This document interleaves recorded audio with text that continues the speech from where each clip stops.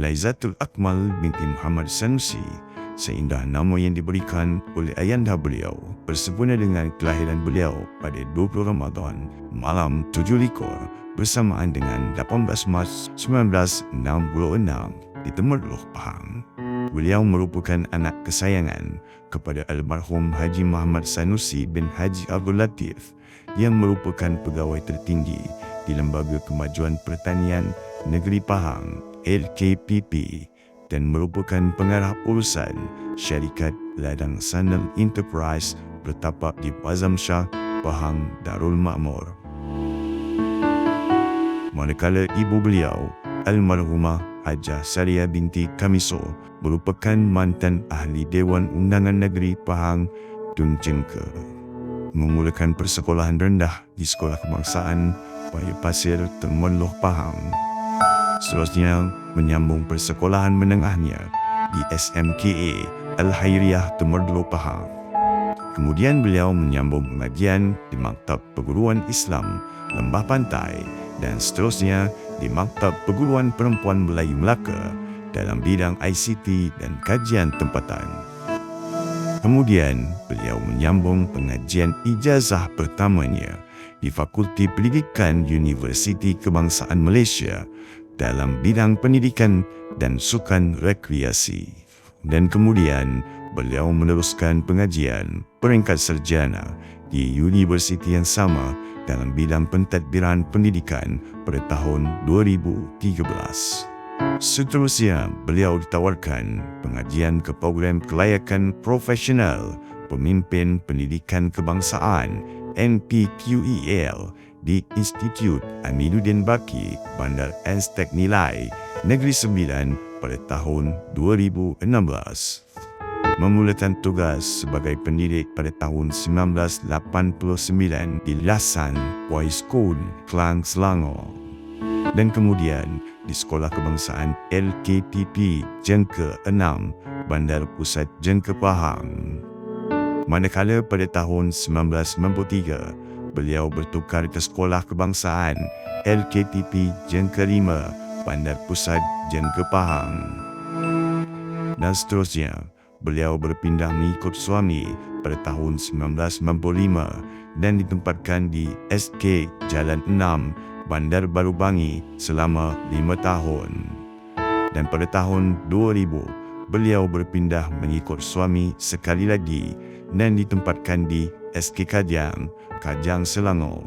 Pada tahun 2003, beliau memulakan kerjaya sebagai pegawai teknologi pendidikan di PKG Kajang, Bahagian Teknologi Pendidikan Negeri Selangor, dan seterusnya bersama unit research di Bahagian Teknologi Pendidikan bersama Dr. Izzah Saleh selama 2 tahun sehingga tahun 2010.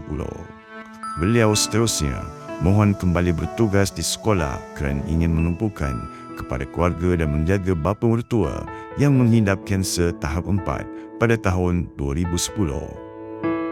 Beliau ditawarkan jawatan penolong kanan kurikulum di SK Jalan Bukit 1 pada tahun 2010 dan seterusnya dilantik sebagai penolong kanan pentadbiran dan kurikulum di sekolah yang sama pada tahun 2012 sehingga tahun 2015. Memulakan tugas sebagai guru besar pada tahun 2016 di SK Lembah Jaya di Ampang. Seterusnya dilantik sebagai guru besar di SK Taman Jasmin Kajang pada tahun 2018 hingga tahun 2019.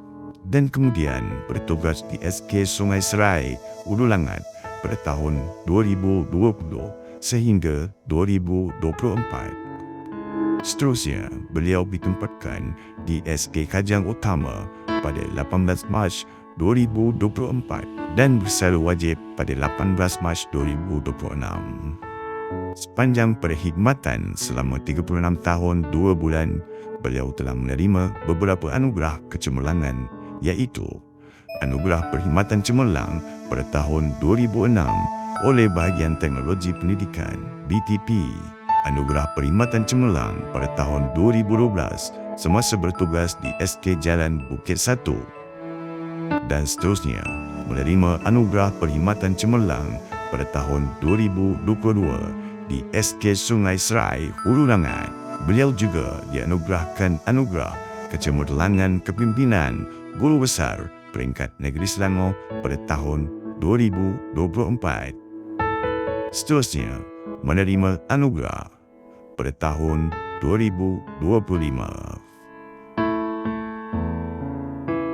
Beliau berkahwin dengan Ramzi bin Yunus pada tahun 1989 di Temerloh Pahang dan dikurniakan 8 orang cahaya mata.